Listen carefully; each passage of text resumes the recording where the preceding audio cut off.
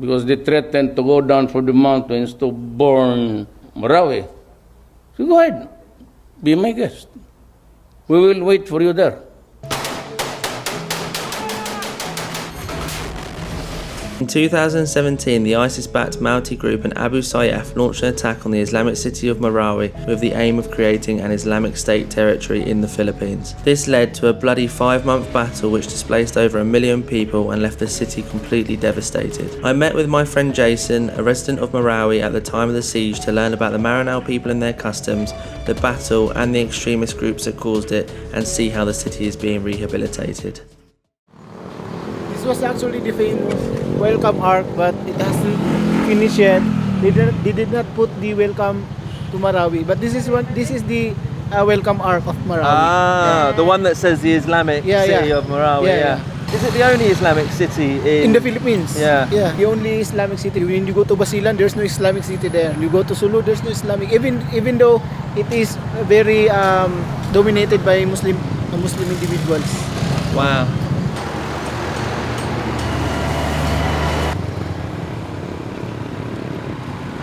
So this one over here, they're rebuilding, or? Yeah, they're rebuilding. Yeah. They actually claimed the title of the land, and the government gave those who has the title a worth of 300,000 pesos worth of construction materials in each of the family that has a title of the land. Not everyone. So like compensation for the battle, yeah. For the battle, but it's not just the 300,000. Yeah. There's a lot more coming right up. We can actually climb up that building. Yeah, let's so go. that you can see.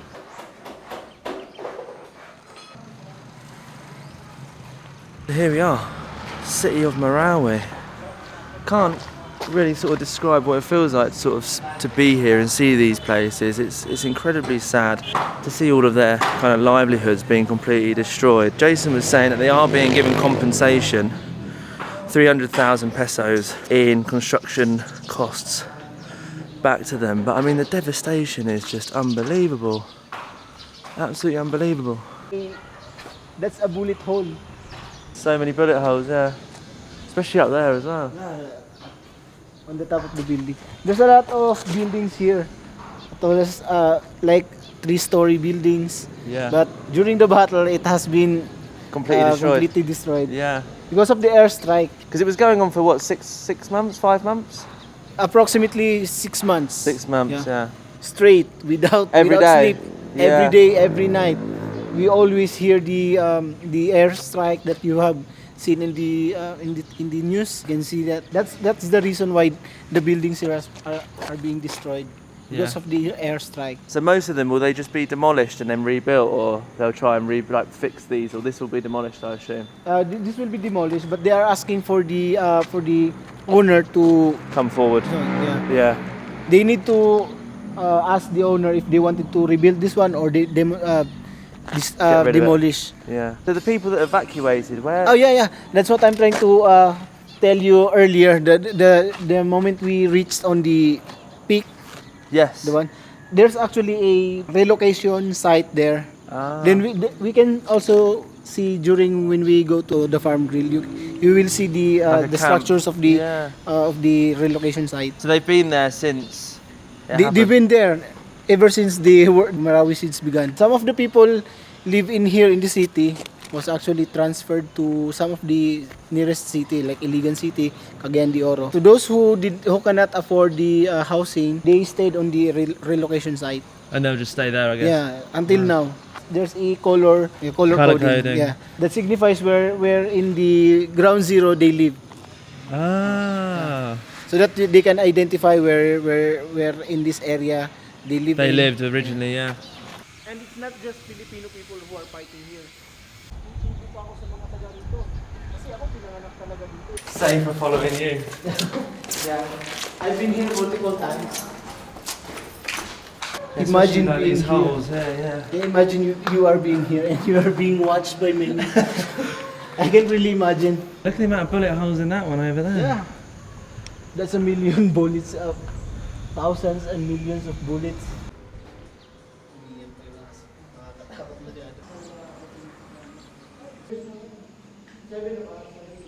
Jason was saying that 250,000 families were affected. So if you think 4 people or so per family, it's talking over 1 million people. And a lot of his friends were actually forced to fight, and they were killed, unfortunately, and their bodies were actually never recovered. Incredibly sad, incredibly sad. This building is absolutely crazy as well. How long after were you able to come back? After the Marawi siege, that was October. We first entered December. Oh, so two to 3 months. Yeah. Actually, they don't want us to enter because of it might explode because of bombs and stuff like that. Yeah. The bomb has not yet recovered or cleared out during those times. Because there's no wall. There's no wall. That makes me scared.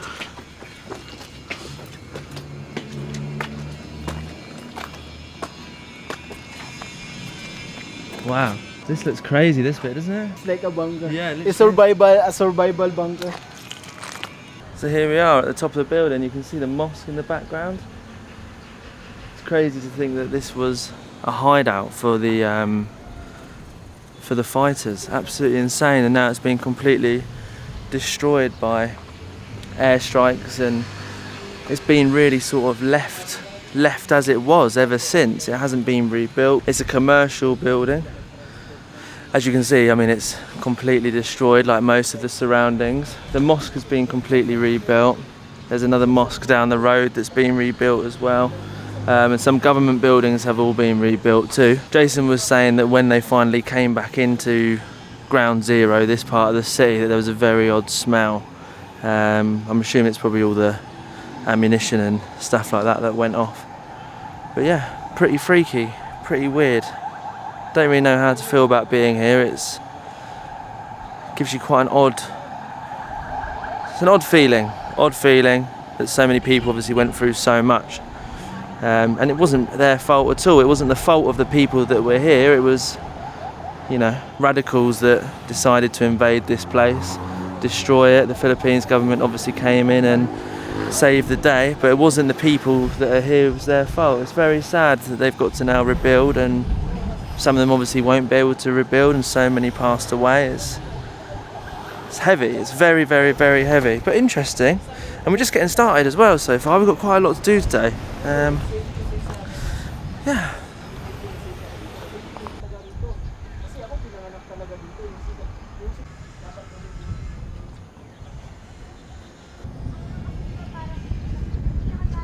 Yeah, so these little holes here are where snipers would have been pointing out of. How crazy.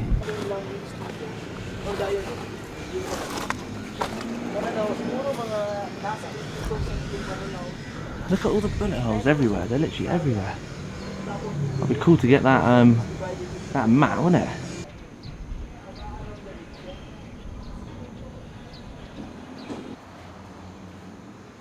This is where you grew up? Yeah. That's why every time I enter this place, it always reminds me of the things that is being here. Yeah, that's really sad. Yeah. And way back then, this is a very, very busy street. This is the main street, actually. Yeah. And the road is actually just being rebuilt. So the road's actually quite new? Yeah. And it is quite small. Yeah. It's really quite small. How big is the area of Ground Zero? Is it? The Ground Zero, it's like 24 hectares, I think. The largest infantry battalion in Lanao del Sur. That's what they wanted to capture. Of course, that's a camp.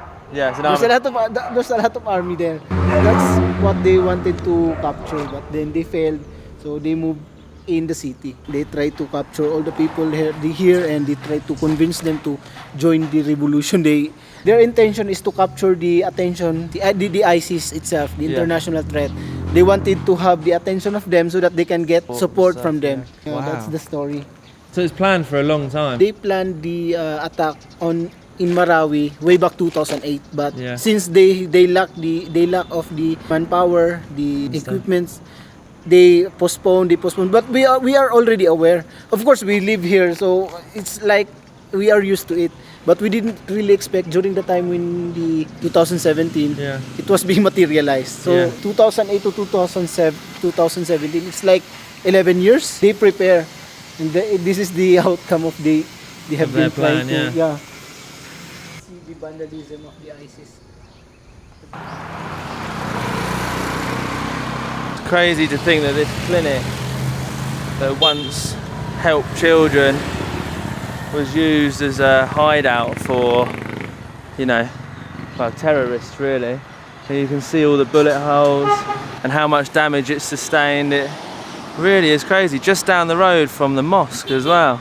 Jason was saying that the places where all the people are evacuated to, which are kind of like temporary kind of housing, they're colour coded, so they know which part of the area and which part of the city that they actually go back to, and all the neighbours that lived in the city still live next to their same neighbours in the temporary housing as well, kind of to keep their spirits up and stuff. But they've been there for an awful long time. Shocking really. Everywhere you look is just complete and utter destruction. That building is so blown to bits.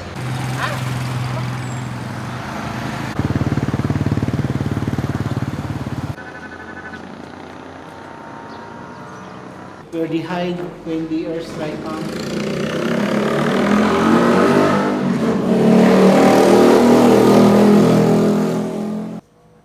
hide there. Yung mga food nila, yung mga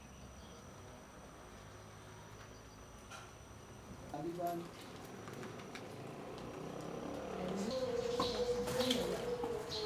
How they actually survived for so long here when the airstrikes were going on is they dug these tunnels, like the one behind me.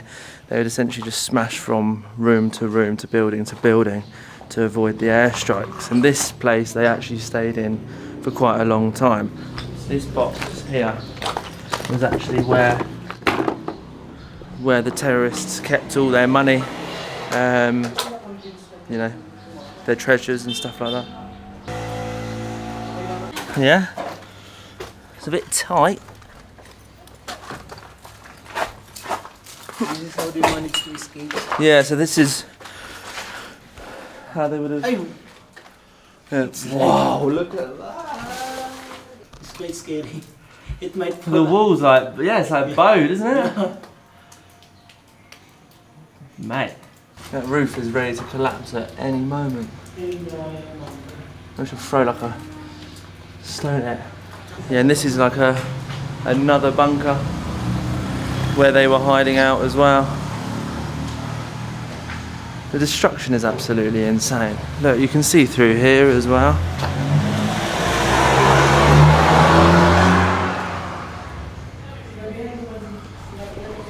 Crazy, absolutely crazy. Just a complete modern war zone, isn't it? Glad to be out of there, if I'm honest with you. Airstrike, they have been laughing.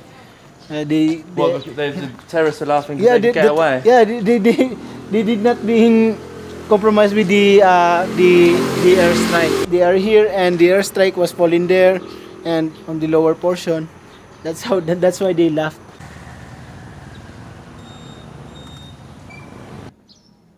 That's where they come in.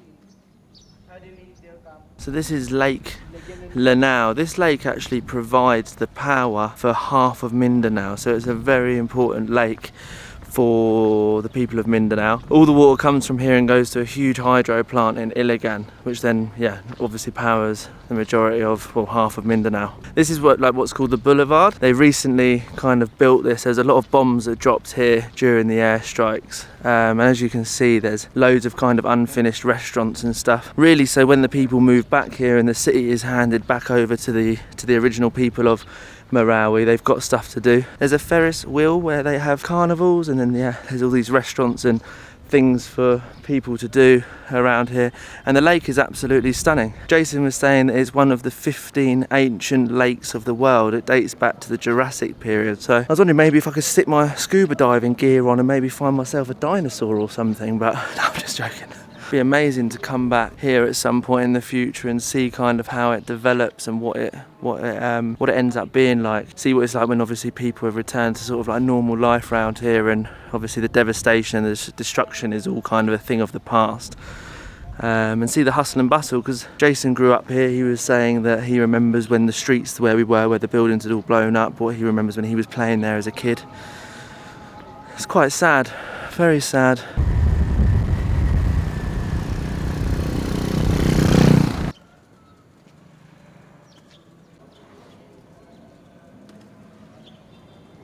So this is the Grand Mosque, the Islamic Center of Marawi. Looks insane. Looks so cool. It was the first building to be repaired after the Battle of Marawi, the Marawi siege. During the siege, the terrorists actually decided to use it as kind of like a last defense, as they believed that the army wouldn't bomb it due to it being a religious building. But obviously after the army found out that they were in there, they obviously bombed it, and it was very badly destroyed. But I mean, it's been completely rebuilt now. It looks absolutely beautiful. Quite strange to see kind of like such an immaculate building surrounded by sort of so much damage, but there we are. We are actually hoping to go inside, but they're kind of mid-prayer, so I'm not too sure if that's going to happen, but we'll see.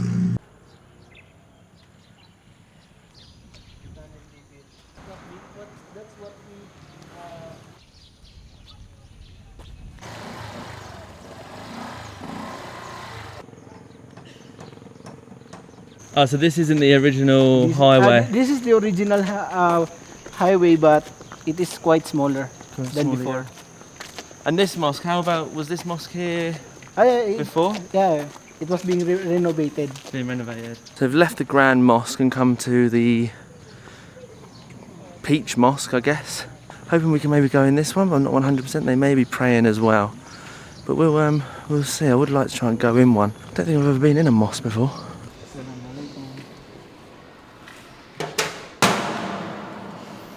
This is where they pray. Yeah, on these mats, right? Yeah. It's better when we go here during the prayer time so that you can see how they perform the How prayer. they're doing it, yeah. It's beautiful, though. Yeah, It's very clean, yeah, very clean.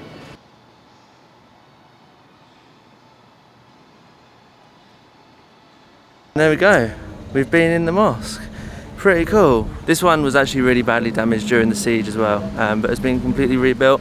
Apparently the bottom floor was actually completely covered in dirt where the airstrikes had essentially demolished everything around it.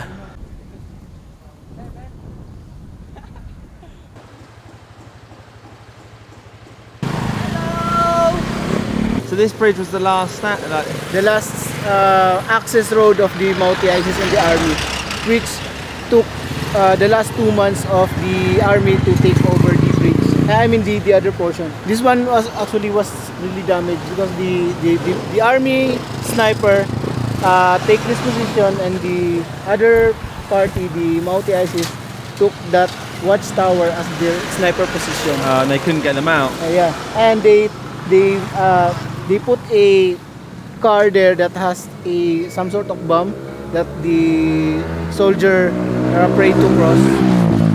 More than 2 months. Wow. To take over this place, this area. These are the sweets of the Maranao people. This is what they call the AntMack, made of glutinous rice. The doodle as well, glutinous rice. This one as well, the doodle. The same as this one, the tiatag, the tamokonsi.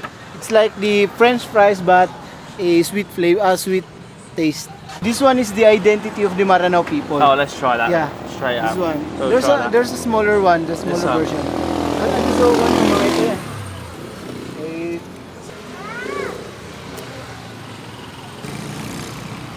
You just grab it with your hands? Yeah, you grab it niya. Wow. Smells It's like nice. a coconut. Still fresh because of the stickiness. Wow. I just bite it? Yeah, you bite it. What's it made out of? Glutinous rice and tomato, sugar and coconut. And what's it called? Doodle. Doodle. Doodle. That is the identity of the Maranao people. Wow. When you go to Bohol, you have the kalamay. And here, in Lanao de Quezon as a whole, it's doodle. Doodle. Very delicious doodle. It's delicious. Very sweet. But it tastes really healthy. It's nice. Tastes like glutinous rice, because it is glutinous rice, but it's nice. Why is it black? Because of the color of the food coloring. Food colouring. Oh, nice. It's not black, it's color like the color of that. Oh, so like a brown, golden brown Yeah. colour. Wow. There you go, my first sweet in Marawi. 10 out of 10. Delicious.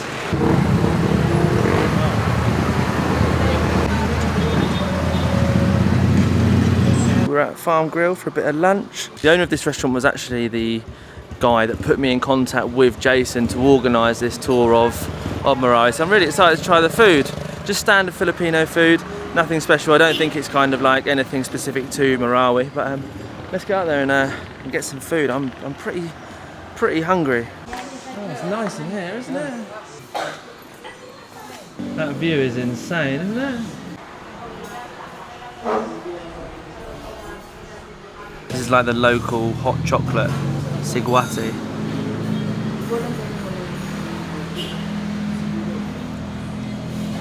Very thick, very delicious, sweet.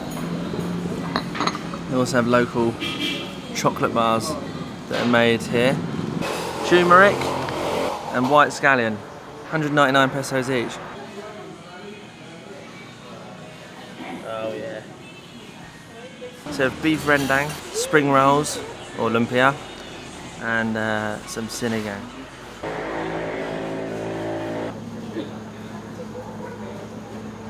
Food was absolutely incredible. The owner's really nice. In summer, I'm meeting up with the owner and Jason and doing a cycling tour all around the lake, which is supposed to take around 12 hours. So I need to start working out. The people here are absolutely incredible.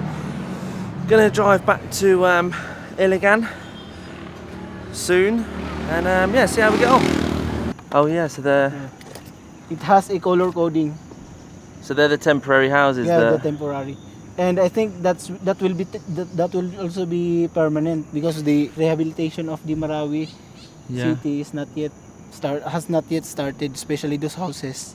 So do you think some of the people will stay there? Instead of going back to Marawi, or? I guess so, most likely.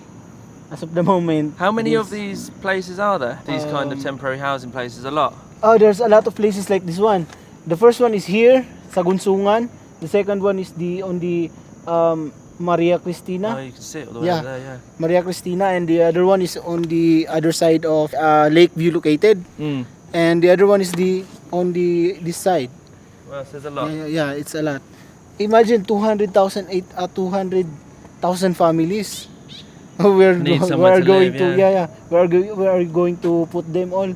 Yeah, so that's where you can see the colour-coded buildings that I was saying earlier on, where the colour codes mean where in Marawi they lived, so they're easily able to relocate back to there when the city's handed over. I think on that note, guys, I'm going to wrap up my time here. I've got to drive back to Iligan now, and then I've got to drive to Cagayan de Oro, and then I'm off to Zamboanga. I've been trying to think about kind of how to end this video, not really too sure, other than kind of give you my wrap-ups on what I thought of Marawi. And the first thing I'd say is it has a lot of stigma, and a lot of people think it's obviously very dangerous, and I haven't felt unsafe at any point the whole time I've been here. The people are unbelievably friendly, everyone I've met. Even if I didn't have Jason here as a guide, I wouldn't have had any issues whatsoever. And they're equally as friendly as anyone else I've met in the Philippines. I think it's incredibly sad what's happened to them. I think it's obviously worth keeping in mind that it isn't actually the people here that have done this. They're the victims of the whole thing. And yeah, I mean, if you're interested in visiting this part of Mindanao, if you're interested in visiting Marawi, you're interested in seeing the lake and trying some of the amazing food they've got, or you just want to go and see Ground Zero, don't hesitate whatsoever. Jason, I'm going to leave his contact details in the video description. I'll probably put it in a pinned comment. I'll leave his WhatsApp in there, so you can easily just contact him for anything you want. If you want him to take you around Marawi, just hit him up, and yeah, he'll be more than happy to accommodate. So yeah, let me know what you think in the comments. Would you visit Marawi? Hopefully I covered everything. Hopefully I showed everything in this video that you guys would want to see. I think on that note, I'm gonna get on the bike. Yeah, peace out from the Islamic City of Marawi. We've done it. See you in the next one.